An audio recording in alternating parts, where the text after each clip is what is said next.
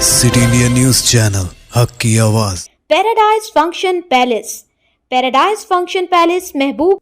BJP के कौमी नायब सदर DK अरुणा ने आज महबूब नगर में मुनाकिदा सहाफ़ती कॉन्फ्रेंस से खिताब करते हुए कहा कि महबूब नगर में मुनाकिदा प्रजा देवीना इजलास में रेवंत रेड्डी एक वजीर आला की हैसियत से गुफ्तगू नहीं की, बल्कि अपोजिशन की तरह गुफ्तगू की है।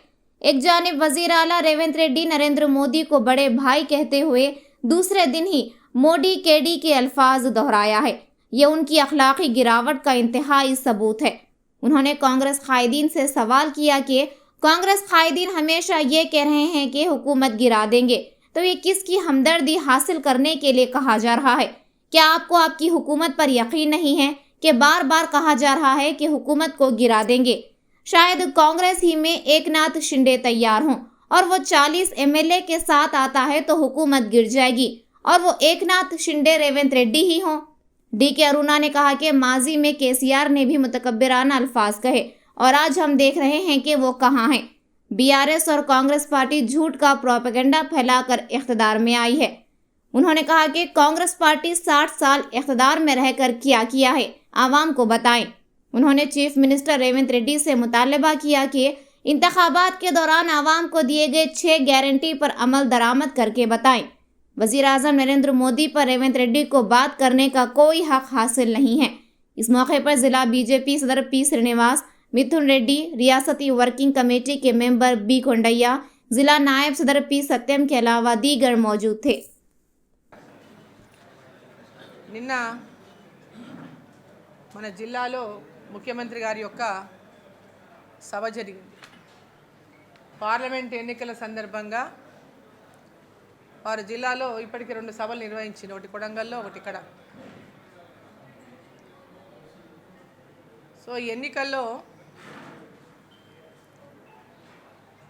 ఎన్నికల సభనే, అది పార్లమెంట్ ఎన్నిక సభలాగానే వాళ్ళు సభ నిర్వహించారు. ఆ సభలో ముఖ్యమంత్రి గారు ముఖ్యమంత్రిలాగా మాట్లాడలేదు, ఇంకా ప్రతిపక్ష నాయకుల్లాగానే మాట్లాడుతున్నాడు. ఇంకా నేను ప్రతిపక్షంలోనే ఉన్నా అనుకొని మాట్లాడుతున్నట్టుగా అనిపించింది ఆయన ఒక మాటలను చూస్తే. మోడీ గారిని మొన్ననేమో బడే బాయ్ అని చెప్పి హైదరాబాద్ సభలో అధికారిక కార్యక్రమంలో పాల్గొన్నప్పుడు మోదీ గారు నా బడాబాయ్ అని చెప్తారు. ఈ రాష్ట్రం అభివృద్ధి కోసం కేంద్ర ప్రభుత్వం సహకారం అవసరం, మోదీ గారి సహకారం అవసరం, సహకారం తీసుకుంటా కొట్లాడబెట్టుకొని ఓ పక్క మాట్లాడతాడు. మరొక పక్క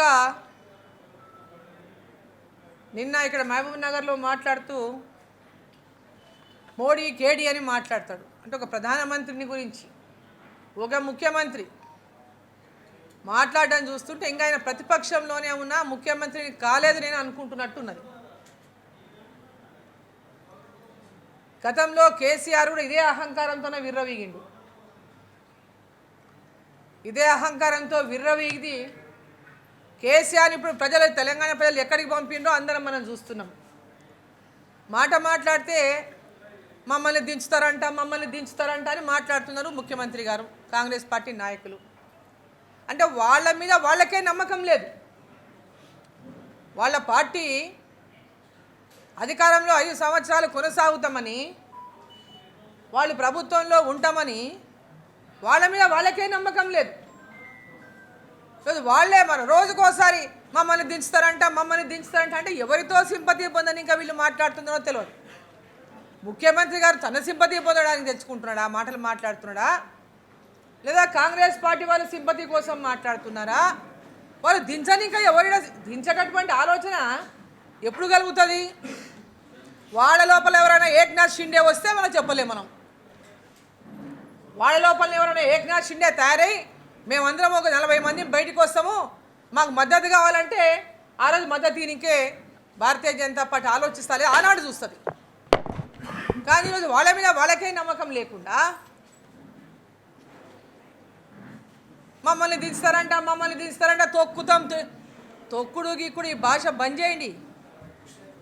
మీ మీద మీకు నమ్మకం లేదు, మీ మీద మీకు విశ్వాసం లేదు, ఉంటామనేటటువంటి విశ్వాసం మీకు లేదు. ప్రజల లోపల బొటాబొటి మెజార్టీతో మీరు అధికారంలోకి వచ్చిండ్రు. బొటాబొటి అధికారంలోకి వచ్చినటువంటి వాళ్ళు మీరు ఎట్లా వచ్చినామో మీకు తెలుసు. ప్రజల్ని మోసం చేసి అధికారంలోకి వచ్చింది కాంగ్రెస్ పార్టీ. కేసీఆర్ చేసిన మోసానికంటే ఎక్కువ మోసం చేస్తేనే మేము అధికారంలోకి వస్తామని నమ్మి ఆయన కంటే అబద్ధాలు చెప్పి 6 గ్యారెంటీల పేరు మీద 412 అంశాలు మేనిఫెస్టోలో పెట్టిండు వాళ్ళు. వాటిని అన్నిటిని నెరవేరుస్తామని చెప్పి ప్రజలను మోసం చేసి అధికారంలోకి వచ్చింది. Bharatiya Janata party BRS party ఒకటైతుందని చెప్పి పదే అబద్ధాలు చెప్పి అధికారంలోకి వచ్చిండ్రు. భారతీయ జనతా పార్టీ మీద వ్యతిరేకతను సృష్టించింది. Bharatiya Janata party BRS party పైన వ్యతిరేకత సృష్టించినటువంటి పార్టీ భారతీయ జనతా పార్టీ అయితే, భారతీయ జనతా పార్టీ వ్యతిరేకతను సృష్టిస్తే కాంగ్రెస్ పార్టీ 5 సంవత్సరాలు ఎక్కడ కూడా పోరాటాలు చేయలేదు. టీఆర్ఎస్కు కనీసం ప్రతిపక్షంలో ఉండి పోరాటం చేసేటటువంటి పరిస్థితులు లేకుండా పోయినటువంటి కాంగ్రెస్ పార్టీ కేవలం భారతీయ జనతా పార్టీ బీఆర్ఎస్ ఒకటే అనేటటువంటి డైలాగులు వేసి ఆ నెరేటివ్ని క్రియేట్ చేసి ప్రజలను నమ్మించేటటువంటి ప్రయత్నం చేసి 6 గ్యారెంటీల పేరుతో అధికారంలోకి వచ్చింది కాంగ్రెస్ పార్టీ. ప్రజలను మోసం చేసి అధికారంలోకి వచ్చినటువంటి కాంగ్రెస్ పార్టీ ఈరోజు మాట ఇచ్చిన మాటను కట్టుబడి నిలబెట్టినటువంటి ప్రధానమంత్రి నరేంద్ర మోదీ గారి గురించి మాట్లాడే అర్హత ఈరోజు ఈ రాష్ట్ర ముఖ్యమంత్రికి లేదు. వాళ్ళు ఒకసారి గుర్తు చేసుకోవాలి. ఆయన మర్చిపోతున్నట్టు ఎందుకంటే కొత్తగా వచ్చిండు రేవంత్ రెడ్డి గారు కాంగ్రెస్ పార్టీలోకి. కాంగ్రెస్ పార్టీ ఎన్నేళ్ళు ఈ దేశాన్ని ఏలింది? కాంగ్రెస్ పార్టీ ఎన్నేళ్ళు ఈ దేశాన్ని పరిపాలించింది? అన్నేళ్ళు పరిపాలించి దేశానికి మహిళలకు బాత్రూములు కూడా ఇండ్ల లోపల బాత్రూములు లేనటువంటి టాయిలెట్లు లేనటువంటి మహిళలకు నరేంద్ర మోదీ వచ్చిన 10 సంవత్సరాల్లో ప్రతి ఒక్కరికి టాయిలెట్ నిర్మాణం చేసిండు. కట్టెల పొయ్యి మీద కింద వండుతున్నటువంటి ప్రతి మహిళకు ఈరోజు ఉజ్వల గ్యాస్ కనెక్షన్లు ఇచ్చి ప్రతి ఒక్కరికి ఫ్రీ కనెక్షన్లు ఇచ్చి ఆదుకున్నాడు. 60 ఏళ్ళు మీరు ఏమీ చేయలేదు. 10 ఏళ్ళు నరేంద్ర మోదీ గారు అధికారంలోకి వచ్చి 10 సంవత్సరాల లోపల ఈ దేశాన్ని 11వ స్థానంలో ఉన్నటువంటి భారతదేశాన్ని 5వ స్థానంలోకి తీసుకెళ్ళిండు. వచ్చే 5 సంవత్సరాల లోపల 3వ స్థానంలో భారతదేశం నిలబడబోతా ఉంది. భారతదేశం వచ్చే 5 ఏళ్లలో 3వ స్థానంలోకి భారతదేశం ఉండబోతా ఉంది. నరేంద్ర మోదీ గారు 9 లక్షల కోట్లకు పైగా దాదాపు 10 లక్షల కోట్లు తెలంగాణ యొక్క అభివృద్ధి కోసం కేటాయించారు. ఒక్కొక్క ప్రాజెక్టుకు రైల్వేలకు, రోడ్డు ప్రాజెక్టులకు, వైద్యపరంగా కానీ, విద్యాపరంగా కానీ, ఇన్ఫ్రాస్ట్రక్చర్ కానీ, గ్రామీణాభివృద్ధి కానీ, పట్టణాభివృద్ధి కానీ, తాగునీటి పథకాలకు కానీ, ఈరోజు అభివృద్ధి పథకాలకు అన్నిటికి కూడా కేంద్ర ప్రభుత్వం ఇరిగేషన్కి కానీ కేంద్ర రాష్ట్ర ప్రభుత్వానికి అన్ని రకాలుగా సహాయ సహకారాలు అందించింది కేంద్ర ప్రభుత్వం. ఈరోజు 10 లక్షల పైగా కోట్లు కేంద్ర ప్రభుత్వం రాష్ట్ర ప్రభుత్వాన్ని అభివృద్ధి కార్యక్రమాలకు అందిస్తే ఈరోజు ఇక్కడ ఉన్నటువంటి నిన్న సభలో మాట్లాడినటువంటి నాయకులు, ముఖ్యమంత్రి గారు, ఇంకా సభలో ఉన్నటువంటి కొంతమంది శాసనసభ్యులు 70 ఏళ్ళు మీరు ఏం చేయలేదు అంటుండ్రు. ఇంకా వాళ్ళ అధికారంలో 60 ఏళ్ళు ఉన్న మర్చిపోయింది.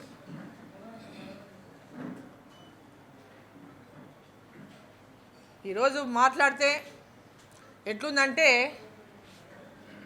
సంక్రాంతి పండుగకు బసవన్నలు వస్తారు. అట్లా బసవన్నలు వచ్చినట్టుంది ఈరోజు చూస్తుంటే. బసవన్నలు వచ్చి ఏదేదో నోటికి వచ్చినట్లు మాట్లాడిపోయినట్టే ఉంది వీళ్ళు మాట్లాడే మాటలు చూస్తుంటే.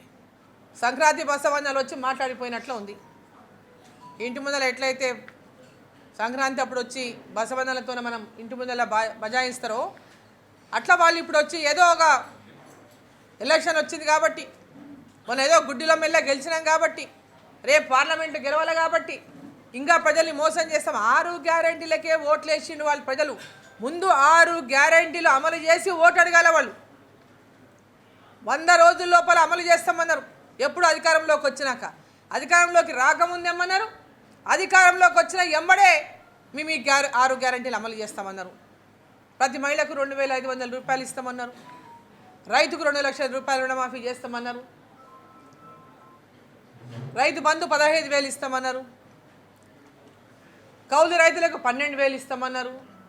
నిరుద్యోగులకు నిరుద్యోగ భృతి 4,000 ఇస్తామన్నారు, 2,000 పెన్షన్ 4,000 చేస్తామన్నారు, 200 యూనిట్లు కరెంటు ఫ్రీ ఇస్తామన్నారు, 500 రూపాయలకే గ్యాస్ సిలిండర్ ఇస్తామన్నారు. ఇప్పటిదాకా ఒక్కటైనా అమలైందా? ఏ ఒకటైనా కాగితాలకే పరిమితం, పత్రికల మీద బ్యానర్ ఐటెంలకే పరిమితం తప్ప ఎక్కడైనా ఇది అమల్లోకి వచ్చిందా అని చెప్పి నేను ప్రశ్నిస్తూ ఉన్నా. ఈరోజు ఒక సభ పెట్టి ఆ సభలో పెద్ద ఎత్తున మోదీ గారిని విమర్శిస్తే, మేము నా నోటికి వచ్చినట్లు మాట్లాడితే మేమేదో అయిపోతామనేటటువంటి ఒక రాజకీయాన్ని కనుక వారు తెరలేపితే ఇది ఏమాత్రం కూడా సమంజసం కాదని చెప్పి నేను తెలియజేస్తా, హెచ్చరిస్తూ ఉన్నా. గతంలో టీఆర్ఎస్ పార్టీ ఇటువంటి వ్యవహారాన్ని చేసే ప్రజల యొక్క ఆగ్రహానికి గురైంది. ఈరోజు ఫామ్ హౌస్కే పరిమితం చేసిండ్రు కేసీఆర్ని. రేవంత్ రెడ్డి గారు కొత్తగా ఈరోజు 2 నెలల 3 నెలలు అవుతుంది వాళ్ళు ముఖ్యమంత్రి అయి. ఈరోజు ప్రతిపక్ష పాత్ర ఎట్లా ఉన్నాడో ఈరోజు అధికారంలో ఉన్నా కూడా అదే మాటలు మాట్లాడుతున్నాడు. ఒకరు మాట్లాడతారు పార్టీలు మారొచ్చిందని. అయ్యా మీ ముఖ్యమంత్రి ఏ పార్టీలోకి వెళ్ళి వచ్చిందో చూసుకోండి. ఈరోజు మీ పార్టీలో ఎంతమంది పార్టీలు మారొచ్చిన వాళ్ళు ఉన్నారో చూసుకోండి. అదే బయటికి పంపించండి. ముందర మీరు బయట పార్టీల వాళ్ళని చేర్చుకోమని చెప్పి బోర్డు పెట్టుకోండి, చేర్చుకోవద్దండి. ఎవడెవడు ఏం చేసినా తర్వాత ఆ మాట్లాడే సన్యాసులో గుర్తుండాల. ఏదో నోటికొచ్చినట్లు ఒర్లితే మేమేదో పెద్దగా అయిపోతామని అనుకుంటే నోర్లు మూపిస్తారు, ఎండబెట్టి పాలమూరు పొలిమేర లెక్కలు తరిమి కొడతారు. గుర్తుపెట్టుకోవాలి. జిల్లా అభివృద్ధికి ఏం చేస్తారో చెప్పండి. మీరు ఏం చేసిండ్రు? పాలమూరు రంగారెడ్డి గురించి పదే మాట్లాడతారు. రేవంత్ రెడ్డి గారు పాలమూరు రంగారెడ్డికి వారు చేసినటువంటి కృషి చెప్పాలి నేను అడుగుతున్నా. వారు పాలమూరు రంగారెడ్డి ప్రాజెక్టు కోసం వారి కృషి ఏందో నేను అడుగుతున్నా. వారు ఏం కృషి చేసిండ్రు? ఆనాడు తెలుగుదేశంలో ఏమైనా ఉండి పాలమూరు రంగారెడ్డి కోసం కృషి చేసిండ్రా? ఇదే జిల్లాలో ఎమ్మెల్యేగా గెలిచారు కదా మరి ఆ రోజు. ఏనాడైనా పాలమూరు రంగారెడ్డి ప్రాజెక్టు కోసమైనా కృషి ఉందా? దీంట్లో జిల్లా ప్రాజెక్టుల కోసమైనా కృషి ఉందా? వాళ్ళు మాట్లాడతారు పాలమూరుకు ఏం చేసిందని డీకే అరుణమ్మ ఓట్లు అడుగుతారు అని అడుగుతారు. ఈరోజు పాలమూరుకు డీకే అరుణమ్మ అభివృద్ధి చేసినటువంటి సాగునీటి ప్రాజెక్టులే డీకే అరుణమ్మ మంత్రిగా ఉన్నప్పుడు అధికారంలో ఏ పార్టీ ఉన్నా ప్రజల కోసం పోరాటాలు చేసి అన్ని సాధించింది. జిల్లా కోసం మెడికల్ కాలేజీ కావచ్చు, ఇంజనీరింగ్ కాలేజీలు కావచ్చు, ఇతర ఐటీఐ కాలేజీలు కావచ్చు, పాలిటెక్నిక్ కాలేజీలు కావచ్చు, జూనియర్ కాలేజీలు కావచ్చు, డిగ్రీ కాలేజీలు కావచ్చు, పీజీ కాలేజీలు కావచ్చు, పాలమూరు యూనివర్సిటీ నిధులే కావచ్చు, రోడ్లే కావచ్చు, ఈరోజు తాగునీటి ప్రాజెక్టులే కావచ్చు. ఇట్లా చెప్పుకుంటూ పోతే ఉమ్మడి జిల్లాకు ప్రతి నియోజకవర్గాని కోసం కృషి చేసిన ఆనాడు పనిచేసేటటువంటి ఒక కమిట్మెంట్ ఉండి కమిట్మెంట్గా ప్రకారం పనిచేసినాం అన్నాడు. మీరందరూ ఏం చేసిండ్రు చెప్పండి. ఇక్కడ ఉన్న వాళ్ళందరూ మాట్లాడుతున్నారు కదా, నిన్న చాలామంది మాట్లాడిండ్రు. ఏం చేసినో మీరు చెప్పండి. మీకు ఓటు అడిగే హక్కు లేదు. పాలమూరు రంగారెడ్డి జాతీయ హోదా అయ్యలేదని మాటికి 2014లో మోదీ గారు చెప్పిందని మాట్లాడతారు. 2014లో పాలమూరు రంగారెడ్డి డిజైన్ ఏంది? పాలమూరు రంగారెడ్డి డిజైన్లు ఎవరు మార్చిండ్రు? ఎందుకు మార్చిండ్రు? దానికి మీరు తానే అంటున్నారా? ఆ మార్చిన డిజైన్లకు పెంచిన అంచనాలకు మీరు తానే తందాని అంటున్నారా? ఆ కాంట్రాక్టర్లకు మీరు కూడా కొమ్ము కాస్తున్నారా? మరి ఆనాడు పాలమూరు ప్రాజెక్టు డిజైన్ లేని మరి జూరాల దగ్గర ఉన్నటువంటి అప్రోచ్ని తీసి నార్లాపూర్ దగ్గరికి మార్చినారు కదా. డిజైన్లు మార్చిండ్రు, అంచనాలు మార్చిండ్రు, అడ్డగోలుగా అంచనాలు పెంచిండ్రు. కల్వకుర్తి ప్రాజెక్టుకు ఆల్రెడీ అక్కడి నుంచే నీళ్లు తీసుకుంటా ఉన్నారు లిఫ్ట్కి. కల్వకుర్తి లిఫ్ట్కు సేమ్ అప్రోచే. అదే శ్రీశైలం బ్యాక్ వాటర్ నుంచి పాయింట్లు కొంచెం పక్కపక్కలు ఉండొచ్చు కాక, కానీ అదే శ్రీశైలం బ్యాక్ వాటర్ నుంచే నీళ్లు తీసుకున్నారు. మరి దీనికి అక్కడి నుంచే తీసుకోవాల్సినటువంటి అవసరం ఏమొచ్చింది? అదే కల్వకుర్తి ప్రాజెక్ట్ని ఎక్స్టెన్షన్ చేస్తే ఆ ప్రాంతం అంతా సస్యశ్యామలం అయ్యేది కాదా? జూరాల నుంచి అప్రోచ్ తీసుకుంటే ఈ ప్రాంతం అంతా పాలమూరు అంటే ఈరోజు మహబూబ్ నగర్ పార్లమెంట్ కానీ నాగర్ కర్నూలు పార్లమెంట్ కానీ రెండు కూడా సస్యశ్యామలం అయ్యేటివి. పాలమూరు రంగారెడ్డి ప్రాజెక్ట్ ఏదైతే ఉందో మరి పాలమూరు జూరాల ప్రాజెక్టు నుంచి కనుక అప్రోచ్ తీసుకొని ఉంటే ఈరోజు నారాయణపేట కానీ, మక్తల్ కానీ, కొడంగల్ కానీ, దేవరకద్ర కానీ, మహబూబ్ నగర్ కానీ, జడ్చర్ల కానీ, షాద్ నగర్ కానీ, పాలమూరు రంగారెడ్డి అన్నదే దానికోసం కదా. పాలమూరు రంగారెడ్డి ప్రాజెక్టే ఎత్తైన ప్రాంతాల్లోకి నీళ్ళు ఇవ్వడానికి కదా. ఈరోజు నెట్టెంపాడు కానీ, భీమా కానీ, కల్వకుర్తి కానీ, నెట్టెంపాడు ద్వారా అలంపూర్ గద్వాల ఇరిగేషన్ అవుతుంది. దాంట్లో మిగిలినవి ఇంకా అట్లా పడి ఉన్నాయి పనులన్నీ కూడా. ఈరోజు కల్వకుర్తి ద్వారా, భీమా ద్వారా, ఇటు దేవరకద్రలో పాటు, మక్తల్లో ఒక పాటు, వరపర్తి కానీ, కొల్లాపూర్ కానీ, కల్వకుర్తి ద్వారా నాగర్ కర్నూలు కానీ, కల్వకుర్తి కానీ, అచ్చంపేట కానీ, ఇవన్నీ కూడా ఇరిగేట్ అవుతున్నటువంటి విషయాన్ని ఒకసారి మీరు తెలుసుకోగలుగుతారా లేదా ఒకసారి ప్రశ్నిస్తా ఉన్నా.